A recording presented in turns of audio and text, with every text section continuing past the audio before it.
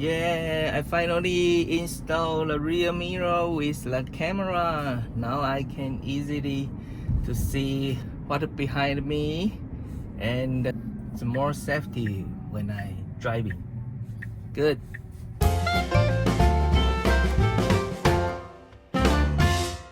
Hello everyone, welcome to my channel. Today I want to show you how do I install my rear mirror with the camera and how do I run the cable without remove any panel, any fender.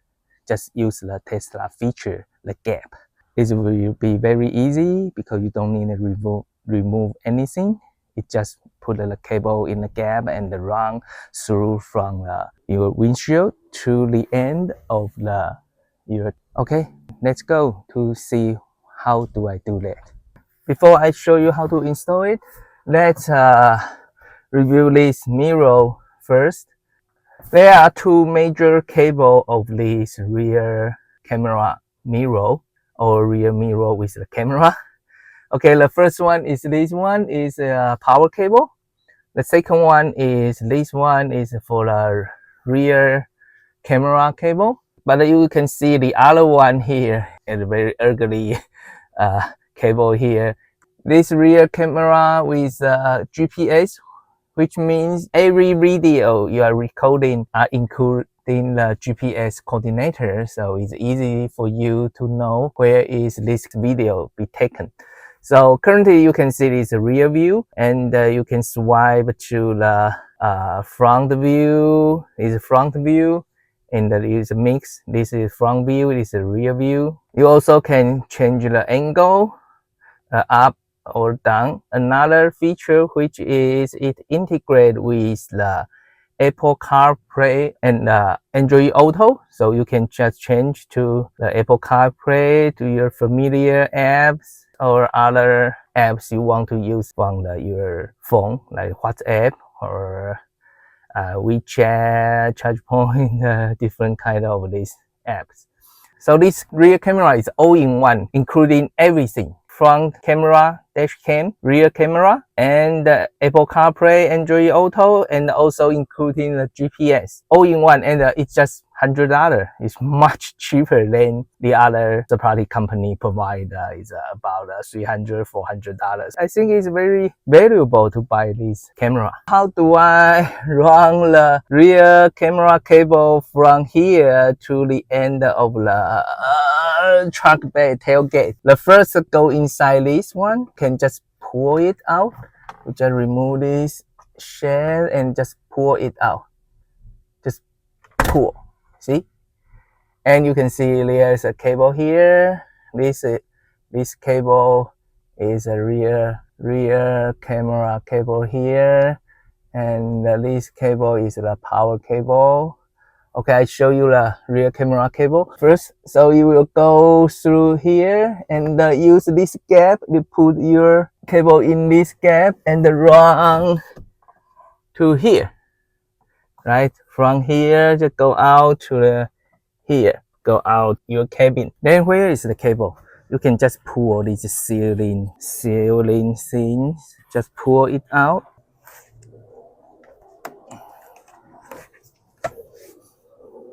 Okay, you can just pull this out, and you can run cable inside here. You can see my cable just go from here and just go to here, and you can just go through into the rear cabin here, back cabin here. Use this hole. Okay, then to the rear seat is a similar thing. You can see the cable run from here. It's a cable here, right, and it's go all the way to here. And then this hardest part: how do I run the cable from the rear seat to the truck bay? There's no anything from here. Other YouTube will run the cable all the way down here and go under this panel and remove the fence and all the way goes through back to the truck bay. But I don't want to remove the fence. I don't know how. So I use the gap. You can see there is a gap here. I just put the cable here and use this gap. It's very tight gap. You can see I already broken my wrap here. You just pull it hard, use this kind of winch, and pull it hard and pull a little bit more space and put your cable inside here. Then your cable is go up to here. You can see my cable is here and go inside up to here. The hardest part is this one. Then you can all the way go through to your truck. You can remove this cell duplicate, but I don't suggest you remove this part because there's use the double tape to secure this cell duplicate. Like I say, we can use the gap. The cable run inside here, so you just use this gap, use this winch, try to get more gap here, and run the cable inside the gap, and all the way run the end of the tailgate. So you can see the cable inside here.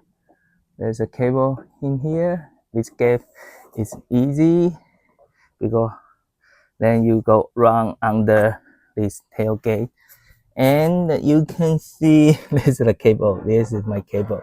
It's still longer enough, so I need secure here the tab here, and then I remove the license plate and run the cable behind the license plate and all the way down to here. So that's it. It's very easy. The most hardest part is here.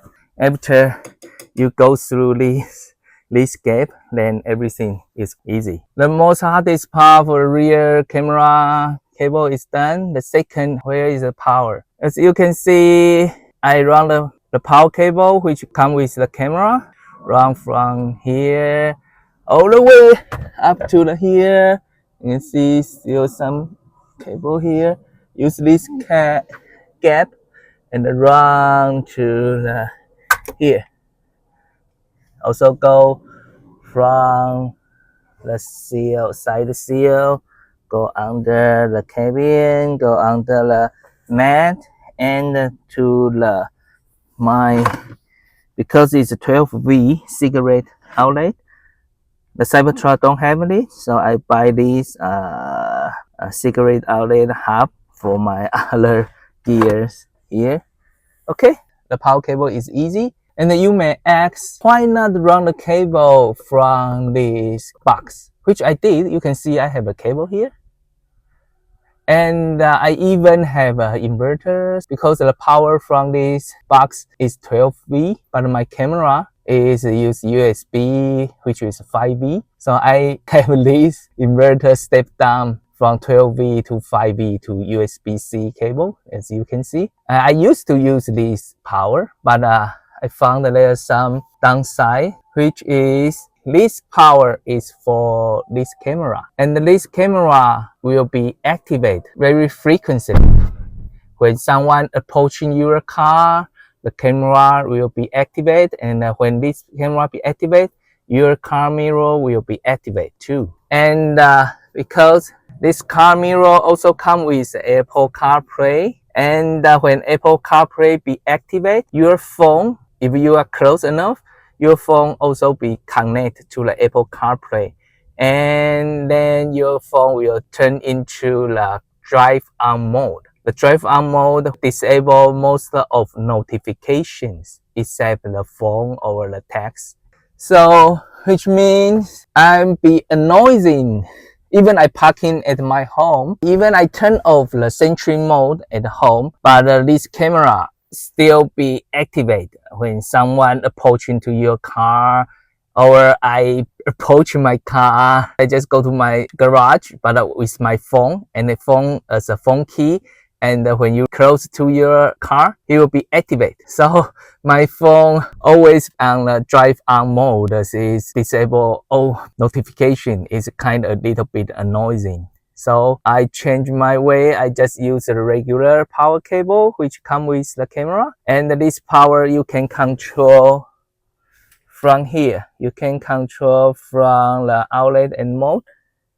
right? You can turn off, then this camera will turn off. I just enable the cabin outlet on entry. So when I go inside the cabin, then this outlet will turn on. Then when this outlet turn on, this camera will turn on. Each will be more convenient for me. So you can see I have this cable from this box. There's another YouTube video to show you how to remove this box. You need to remove this mirror and pull this box cover out, and you can find there's a socket you can plug in your wire here. Okay, that's a major reason I don't run the power from this box. Okay, hope this video can help you know how to run the cable from the rear camera to the end of the tailgate. The hardest part is here, from this panel, this gap. After you go through this gap, then everything will be good. If you have any question about the installation, just leave the comment below. I also put my Amazon link about this rear view camera. Right now it's just $89. It's super cheap, and everything included. And the video quality, I think is not bad. It's good. It's not a 4K, but it's a full HD. I think it's good enough when you're driving to see what behind of your vehicle. Thank you for watching this video. If you think this video is really help you, just give me a like. Okay, see you next time. Bye.